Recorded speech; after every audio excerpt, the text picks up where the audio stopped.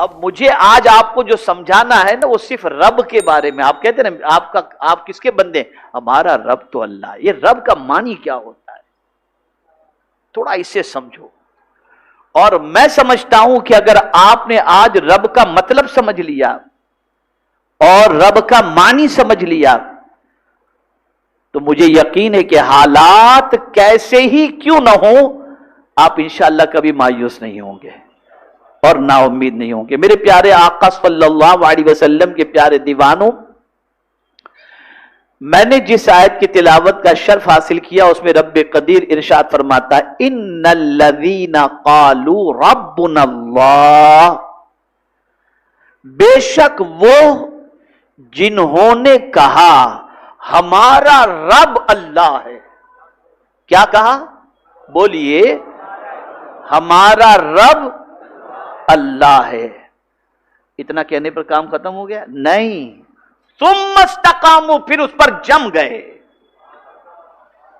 پھر اس پر قائم رہے، ڈگمگ نہیں ہوئے، ہلے نہیں اپنی جگہ سے. جب اس کو کہہ دیا کہ ہمارا رب اللہ ہے اور پھر اس پر جم گئے، قائم رہے، تو اب اس کے بعد کیا ہوگا؟ اللہ ارشاد فرماتا ہے، اس کو میں بعد میں عرض کروں گا.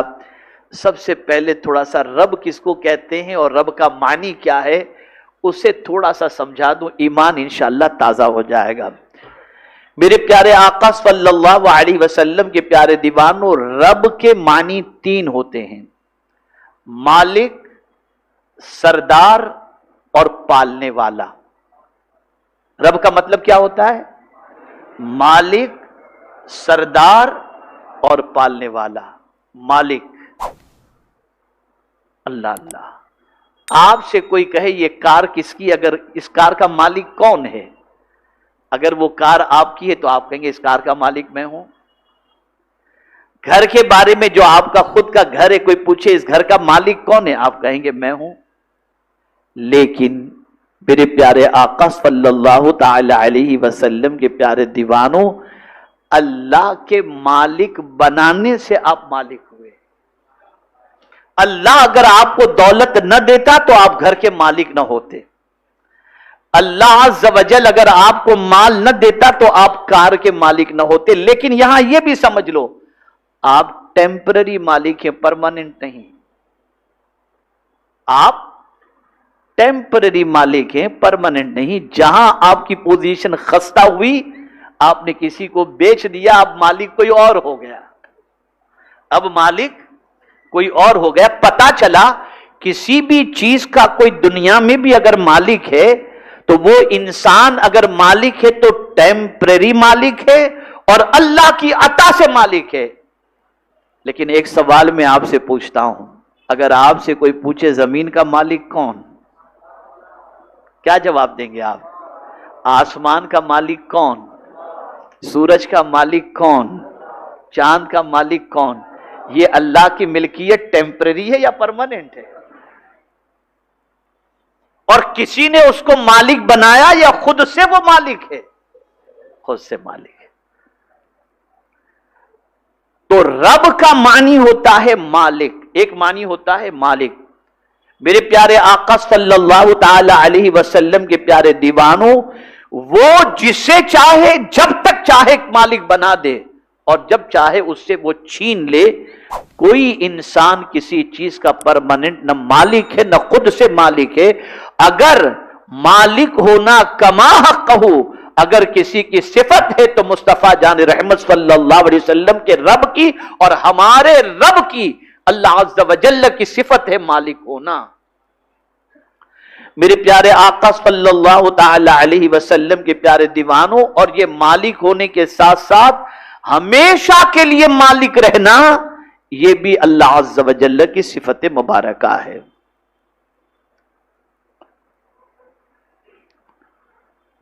میرے پیارے آقا صلی اللہ تعالی علیہ وسلم کے پیارے دیوانوں، اب دوسرا معنی مالک، دوسرا معنی رب کا ہوتا ہے سردار. میرے پیارے آقا صلی اللہ تعالی علیہ وسلم کے پیارے دیوانوں، سردار کا معنی کیا ہوتا ہے؟ جو بلند مرتبہ رکھے. سردار کا معنی کیا ہوتا ہے؟ بولیے، جو بلند مرتبہ رکھے. اسی لیے ہر ایرے گیرے کو سردار نہیں کہا جاتا. جو سب میں بلند مرتبہ رکھتا ہے اسے بولیے، اسے سردار کہا جاتا ہے نا. جو سب میں بلند و بالا مقام رکھے اسے سردار کہا جاتا ہے. ہم بھی تو کہتے ہیں نا کہ اللہ تعالی، کہتے ہیں نا اللہ تعالی. تعالی کے معنی بلندی کے. تو دنیا میں جتنوں کو بلند مرتبہ ملا وہ اللہ کی عطا سے ملا ہے. اسی لیے قرآن کہتا ہے قل اللہم مالک الملک تؤتی الملک من تشاء وتنزع الملک ممن تشاء وتعز من تشاء وتذل من تشاء بیدک الخیر انک علی کل شیء قدیر. سے چاہے ذلت عطا فرما دے، سب کچھ اس کے دست قدرت میں ہے. ہر کوئی اگر دنیا میں کوئی انسان اگر بڑا ہے اور بلند مرتبہ ہے تو وہ کبھی یہ نہ سمجھے کہ میں پرماننٹ بلند مرتبہ رہوں گا. یہ ذہن میں رہے، سرداری سب کی پرماننٹ نہیں ہے. پرماننٹ اگر کوئی سرداری ہے تو صرف میرے رب قدیر جل جلالہ کے سرداری. اس کی سرداری ہمیشہ سے ہے اور اس کی سرداری ہمیشہ رہے گی. میرے پیارے آقا صلی اللہ تعالی علیہ وسلم کے پیارے دیوانوں، اب میں انشاءاللہ العظیم رب کا معنی آپ کو سمجھاتا ہوں. تیسرا معنی جو ہے نا وہ بہت سمجھنے کے لائق ہے، آپ کا ایمان تازہ ہوگا. رب کا تیسرا معنی ہے پالنے والا. کیا ہے معنی؟ رب کا معنی کیا ہے؟ پالنے والا. اور یہی زیادہ تر دنیا جانتی بھی ہے اور دنیا پالنے والا اپنے رب ہی کو سمجھتی ہے. اب پالنے والا کہا، اب اس کو میں تھوڑا سمجھاتا ہوں انشاءاللہ. کس کو پالنے والا؟ کس کو پالنے والا؟ انسان کو پالنے والا؟ کیا جانور ہی کو پالنے والا؟ نہیں. قرآن کہتا ہے الحمدللہ رب العالمین. سارے عالم کو پالنے والا اللہ ہے. جتنے بھی عالم ہیں سب کا پالنے والا اللہ ہے. سب کا پالنے والا اللہ عز و جل ہے. میرے پیارے آقا صلی اللہ تعالی علیہ وسلم کے پیارے دیوانوں، سارے جہانوں کا پالنے والا اللہ ہے. اب ہم سوچتے یہ کب سے پال رہا ہے؟ جب سے جہاں کو پیدا کیا تب سے پال رہا ہے. اور جب تک جہان رہیں گے اللہ پالتا رہے گا. طاقت دیکھیے، رب کا معنی سمجھیے. آپ مایوسی سے نکل آئیں گے انشاءاللہ. آپ کے دل و دماغ سے جتنے بھی منفی تصورات اور تخیلات ہیں وہ سب ختم ہو جائیں گے. جب آپ نے کہہ دیا کہ اللہ ہمارا رب ہے تو رب کا معنی سمجھ لیجیے، پالنے والا. اور کب تک پالنے والا؟ کس کا پالنے والا؟ تو میرے پیارے آقا صلی اللہ علیہ وسلم کے پالنے والا. کس طرح وہ پالتا ہے؟ میرے پیارے آقا صلی اللہ علیہ وسلم کے پیارے دیوانوں، ہر طرح اور ہر نوعیت سے پالنے والا. اب اس کو یوں سمجھو کہ دنیا کے ظاہری پالنے والوں کی تربیت اس وقت شروع ہوتی ہے جب وہ چیز پہلے بن کر آ جائے. مثال کے طور پر ایک باپ اپنے بیٹے کو پالتا ہے، ایک ماں اپنے بیٹے کو پالتی. لیکن پالتی کب ہے؟ بہت اہم نکتہ ہے. پالتا باپ کب ہے اور پالتی ماں کب ہے؟ جب وہ بیٹا پیدا ہو جاتا ہے نا اس کے بعد وہ پالتا ہے، اس کے بعد وہ پالتی ہے. لیکن اے میرے کریم تیری عظمتوں پر قربان، ماں کے پیٹ میں جب بچہ رہتا ہے وہاں کون پالتا ہے؟ تو مولا پالتا ہے. وہاں کون غذا پہنچاتا ہے؟ اللہ پہنچاتا ہے.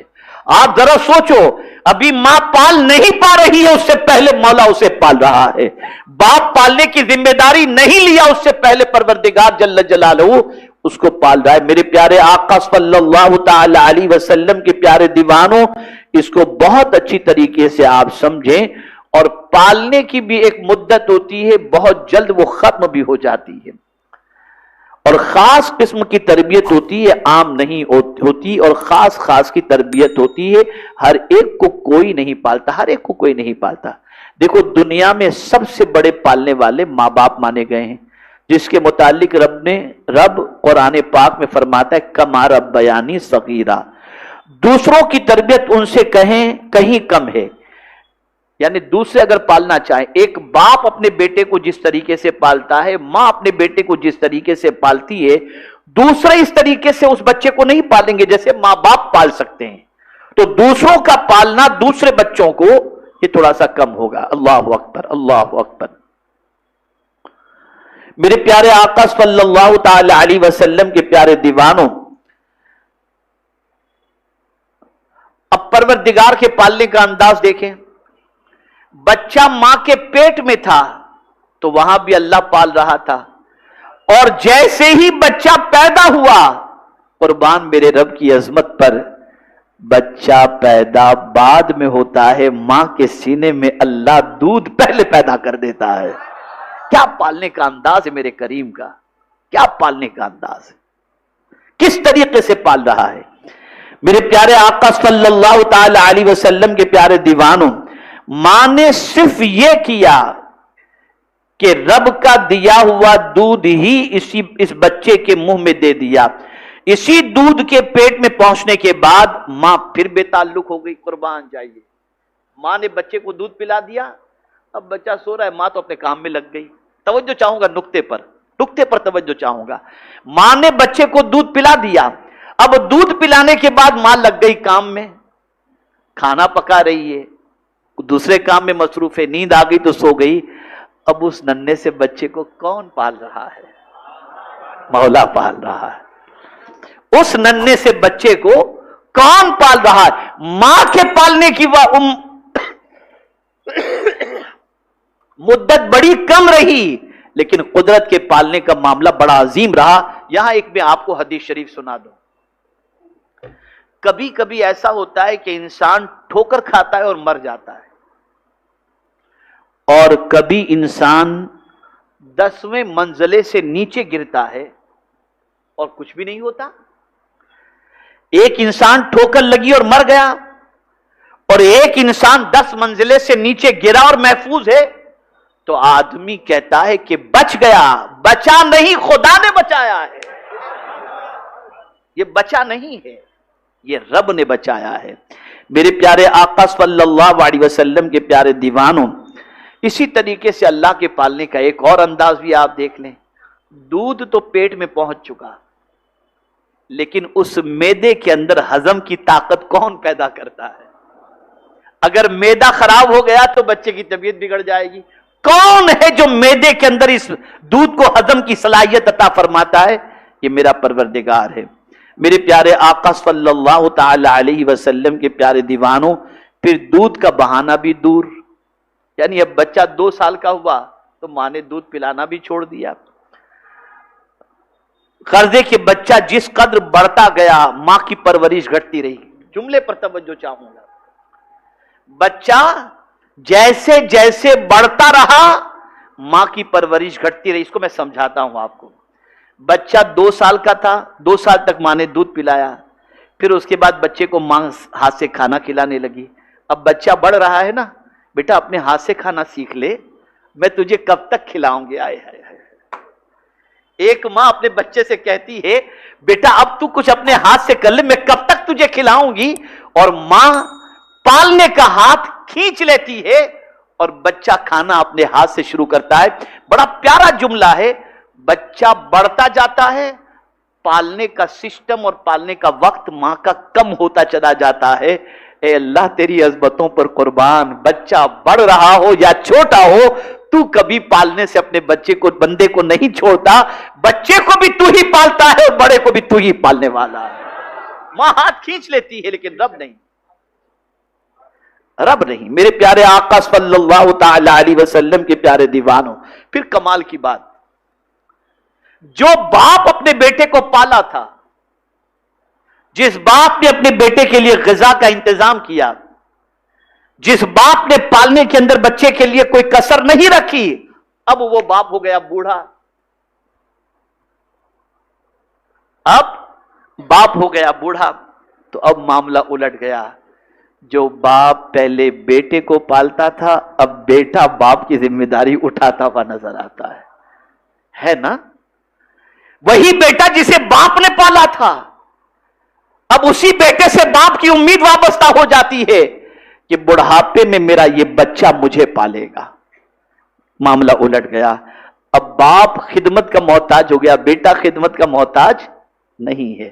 میرے پیارے آقا صلی اللہ تعالی علیہ وسلم کے پیارے دیوانوں، اور اگر اسی دوران بچہ مر گیا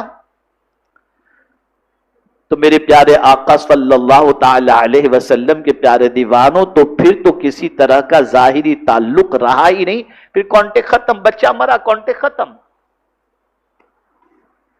قربان اس رب العالمین کے جو ہم کو باپ کی پیٹھ میں پالے، ماں کے پیٹ میں پالے، بچپن میں پالے، جوانی میں پالے، بڑھاپے میں پالے، تندرستی میں پالے، بیماری میں پالے.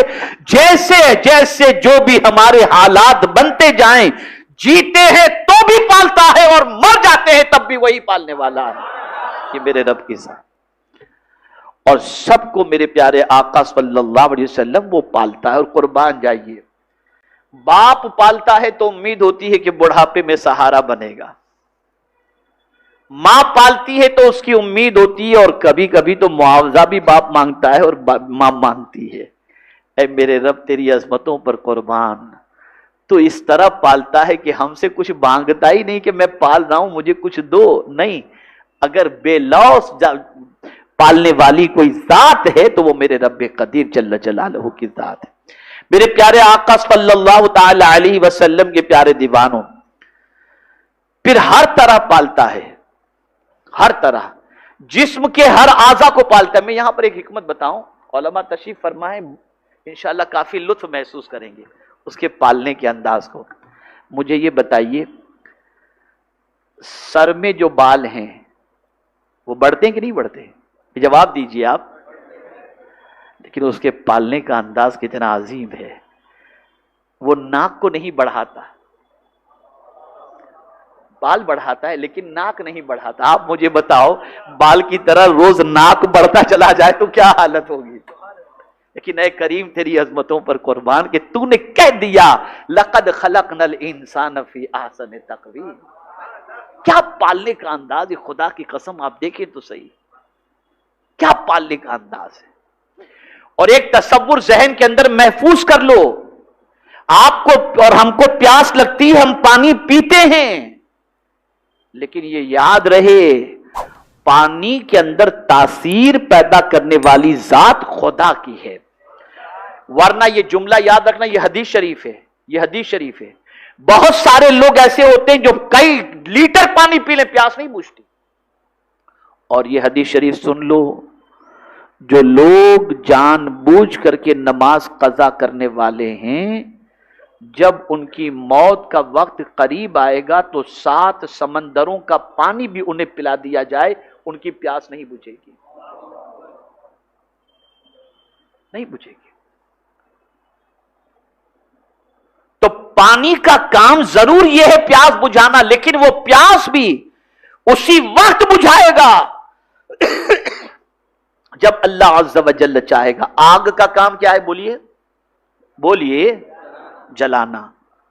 اتنی سی چنگاری کبھی کبھی جلا دیتی ہے. ابھی میرے پیر میں تھوڑا سا زخم ہے، ایک چھوٹا سے معاملے کے اندر وہ زخم ہو گیا، تو اب وہ 1 ہفتے سے ہے زخم. اتنی سی چیز سے زخم ہو گیا، جل گیا میرا پیر تھوڑا سا، اتنی سی چیز سے. حضرت ابراہیم علیہ السلام کے لیے اتنی سی آگ نہیں تھی کہ چلو ایک چنگاری یا ایک موم بتی لگا کر کے چھوڑ دی گئی، نہ اگربتی نہیں.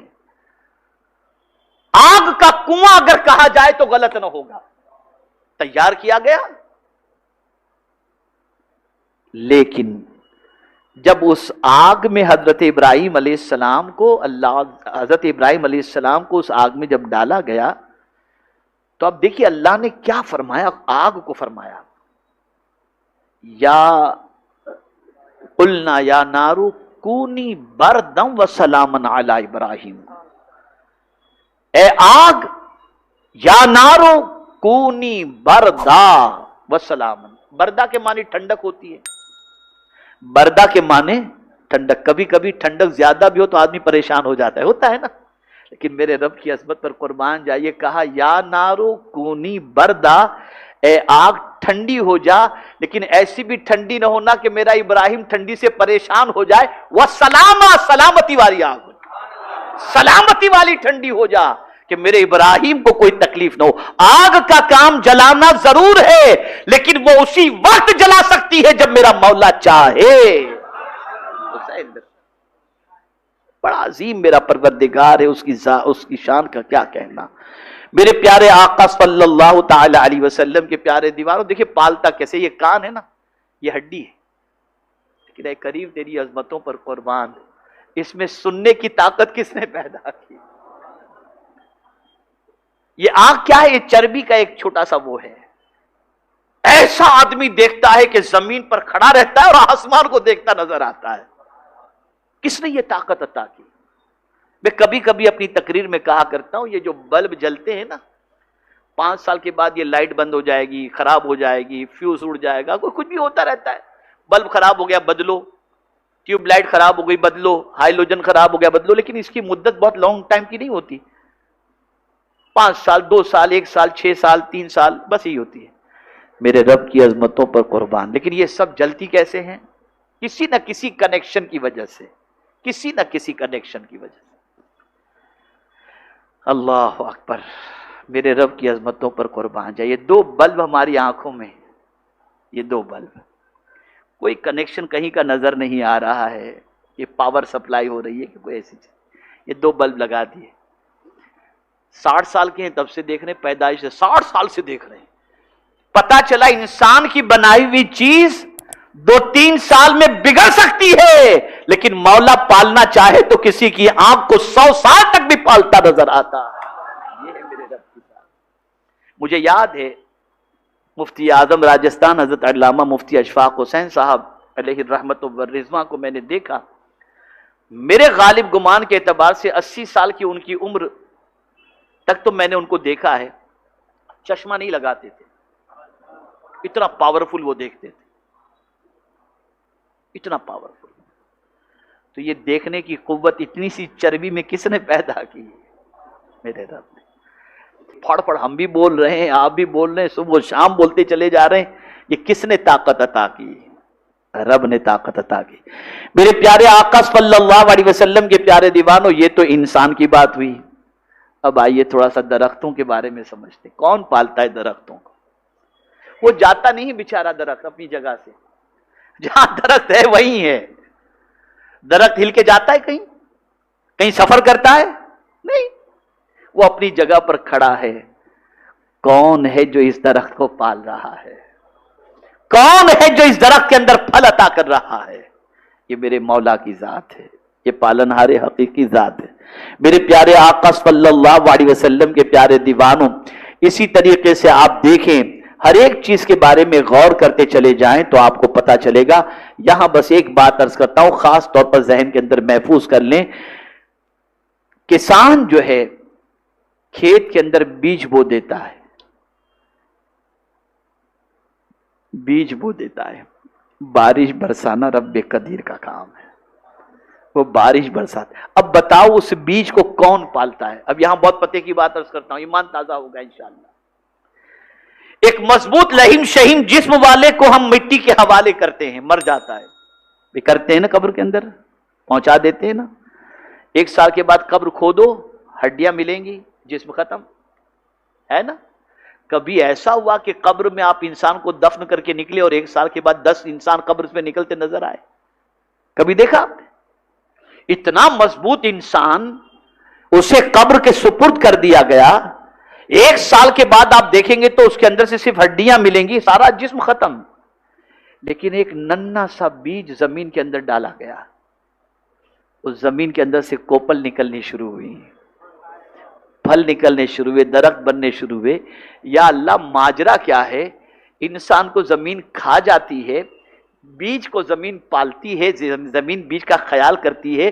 وجہ کیا ہے؟ تو رب کا جواب ملے گا, میرے بندے جس زمین کو میں کہتا ہوں پال, وہ زمین پالتی بھی نظر آتی ہے، اور جس زمین کو میں کہتا ہوں کھا لے وہ زمین کھاتی بھی نظر آتی ہے۔ پتہ یہ چلا کہ رب قدیر جو چاہے جیسا چاہے اس کے حکم پر زمین بھی کام کرتی نظر آتی ہے، اور وہی در حقیقت پالنے والی ذات ہے۔ میرے پیارے آقا صلی اللہ تعالی علیہ وسلم کے پیارے دیوانوں، انسان کو رب قدیر جل جلالہ نے حرکت کرنے کی بھی طاقت دی اور کمانے کی بھی۔ انہیں حکم دیا گیا کہ تم کو درختوں اور جانوروں کی طرح بغیر کمائے روزی نہ ملے گی، وہ مجبور ہیں اور تم مختار۔ گھر سے نکلو اور روزی کماؤ بھی، بیج تم ڈالنا، باقی بارش دھوپ وغیرہ سے تمہاری امداد ہم کریں گے۔ حضرت انسان بھی جب تک بے دانت والے ناسمجھ بچے رہے تب تک ان کو بھی دودھ پلا کر بغیر محنت کرائے پالا۔ غرض کے ہر طرح پالنے والا اگر کوئی ہے تو اللہ عز و جل ہے۔ بڑے ہو گئے محنت کرو، بچے تھے پالتا اللہ تھا، آج بھی پالتا اللہ ہی ہے، لیکن جب تم محنت کے قابل بن گئے تو محنت کرو، مزدوری کرو، محنت کرو اور کمانے کی کوشش کرو۔ یہ مختصر سی بات رب کے بارے میں نے آپ کو بتائی، تو پتہ چلا ہمارا پالنے والا رب بہت عرف والا ہے، بہت عرف والا ہے۔ اب جب ہم یہ سمجھ گئے کہ ہم جس کے بندے ہیں وہی ہمارا رب ہے، وہ اللہ، اور اس کو ہم رب کہتے ہیں، تو پھر مایوس ہونے کی کیا ضرورت ہے؟ پھر مایوس کیوں ہوتے ہو؟ میرے پیارے آقا صلی اللہ علیہ وسلم کے پیارے دیوانوں، اب ایک اور بات عرض کر دوں، بہت سارے لوگ کبھی کبھی مایوس ہو کر ڈرگ سپلائی کا کام شروع کر دیتے ہیں، حرام کام شروع کر دیتے ہیں، شراب اور جوے کے اڈے شروع کر دیتے ہیں، ایم ڈی کا کاروبار شروع کر دیتے ہیں۔ مایوس ہو کر نافرمانی کرنا، مایوس ہو کر نافرمانی کرنا یہ کون کرتا ہے؟ اس کو سمجھ لو۔ شیطان کا دوسرا نام کیا ہے؟ ابلیس۔ کیا ہے؟ ابلیس شیطان ہی، اس کو ابلیس بھی کہتے ہیں، شیطان بھی کہتے ہیں۔ اب ابلیس کا معنی کیا ہوتا ہے ذرا سن لو۔ ابلیس کا معنی کیا ہوتا ہے؟ میرے پیارے آقا صلی اللہ تعالی علیہ وسلم کے پیارے دیوانوں، ابلیس کا اسم ذات عبرانی لفظ ہے، مگر اہل عرب اسے بلد سے ماخوذ کہتے ہیں، جس کے معنی نا امید ہونے کے ہیں۔ چونکہ ابلیس کو اللہ سے کوئی امید نہیں رہی، اس لیے اسے ابلیس کہا گیا۔ ابلیس کو اللہ سے کوئی امید نہیں رہ گئی، اس لیے اسے ابلیس کہا گیا۔ یہاں یہ بھی فرمایا گیا ہے کہ نا امید ہو کر نافرمانی میں گرفتار ہو جانا، اس کو کہتے ہیں ابلیس۔ اب اگر کوئی مومن اللہ سے مایوس اور نا امید ہو جاتا ہے تو اس میں اور ابلیس کے اندر کوئی فرق نہیں۔ تو اب میں آپ سے پوچھنا چاہتا ہوں، جس اللہ کے ہم بندے ہیں وہ اللہ کیسا پالنے والا ہے؟ پھر مایوس ہونے کی کیا ضرورت؟ اب اگر کوئی شخص یہ کہتا ہے ان الذین قالوا ربنا اللہ ثم استقاموا، تو اب ہوتا کیا ہے؟ یعنی اللہ ہمارا رب ہے یہ کہا اور پھر اس پر قائم رہا، تو اب مولا کا کرم دیکھیے کیا ہوتا ہے۔ مولا فرماتا تتنزل علیہم الملائکہ، ان پر فرشتے اترتے ہیں۔ ان پر کون اترتے ہیں؟ فرشتے اترتے ہیں، اور اللہ فرماتے ہیں اللہ تخافوا ولا تحزنوا، اور نہ ڈرو اور نہ غم کرو۔ پتا چلا جو لوگ اللہ کو رب ماننے کے بعد اس پر قائم رہتے ہیں تو ان کی مدد کے لیے اللہ فرشتوں کو نازل فرماتا ہے، اور فرماتا ہے تمہیں کوئی ڈرنے کی ضرورت نہیں، کوئی خوف کرنے کی ضرورت نہیں۔ اور صرف یہی نہیں بلکہ آگے فرماتے وَابْشِرُوا بِالْجَنَّةِ الَّتِي كُنْتُمْ تُوعَدُونَ، اور خوش ہو اس جنت پر جس کا تمہیں وعدہ کیا جاتا تھا۔ یعنی اگر تم اللہ کو رب ماننے کے بعد اس پر قائم رہتے ہو اور اس کو رب ماننے کے بعد مایوس نہیں ہوتے تو اللہ عز و جل تمہاری مدد کے لیے فرشتے بھی نازل فرمائے گا، اور ارشاد ہوگا غم نہ کرو، ڈرو نہیں، اور تمہارے لیے اس جنت کی بشارت ہے جس کا تم سے وعدہ کیا گیا تھا۔ یہاں سے یہ بات واضح طور پر سمجھ میں آئی کہ جو مومن ہوتا ہے وہ اللہ کی رحمت سے کبھی مایوس نہیں ہوتا. حالات کیسے بھی ہوں، کتنے ہی برے کیوں نہ ہوں، اللہ کی رحمت سے کبھی مایوس نہیں ہونا چاہیے. وجہ کیا ہے؟ اس لیے کہ اللہ کی شان بہت عرف و اعلیٰ ہے، وہ سارے جہاں کا پالنے والا ہے، ہمارا بھی وہی پالنے والا ہے، وہی راستے نکالے گا اور وہی ہماری مدد بھی فرمائے گا. جب ایک بندے کا یقین اپنے رب پر اتنا پختہ ہو جائے تو پھر وہ مایوس کیسے ہوگا. اب آخری بات عرض کر دوں، کثرت گناہ کی وجہ سے انسان مایوس ہوتا ہے. تو مولا نے پہلے کہہ دیا 24 گھنٹے توبہ کے دروازے کھلے ہیں، معافی مانگ لو. دروازہ بند نہیں ہے، 24 آور توبہ کے دروازے کھلے ہوئے ہیں، مانگ لو. اور پھر قربان جائیے اس آیت کریمہ کے اس جملے پر قل آیا ہے.